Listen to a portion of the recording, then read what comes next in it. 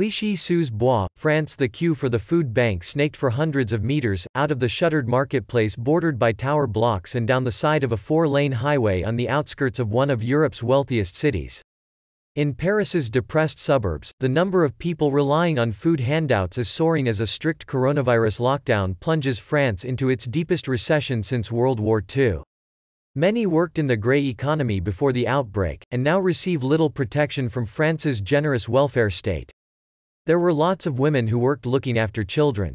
There was a whole economy based on getting by, said Bashir Gouinem, volunteering at the food bank in Clichy-sous-Bois, some 20 kilometers (12 miles) from the city center. So as everything stopped, what did people find themselves with? Nothing. He and other volunteers would end up handing out sugar, pasta, cheese, milk and fresh fruit and vegetables, most donated by local stores rather than large retail chains, to around 1,600 families during the day, twice the number expected. Clichy-sous-Bois is part of the Paris banlieues, the low-income districts that encircle the city. Unemployment among its largely immigrant population was already well above the national average before the epidemic struck. Queuing for food, Nathalie Barlane, 46, said she had lost her job as a crèche assistant before the crisis. She had never before needed to rely on charity to support her family but could no longer afford her food bill after local markets closed. Now we have to shop in supermarkets and it's very expensive, she said. As the queue lengthened, Mohamed Mekmach, founder of local charity ACLEFEU, urged those in line to respect social distancing rules. Otherwise we won't be able to keep doing what we're doing, he told the crowd. The prefect will just say in LSQUO, stop everything.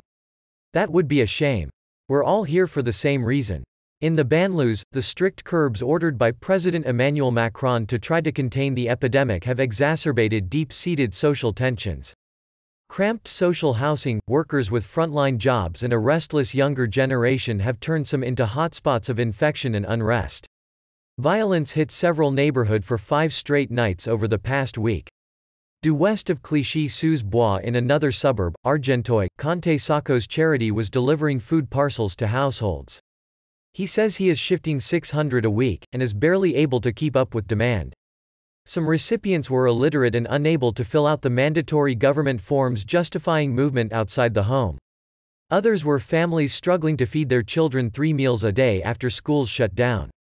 Since the coronavirus outbreak, there's a lot more poverty, Sacco said.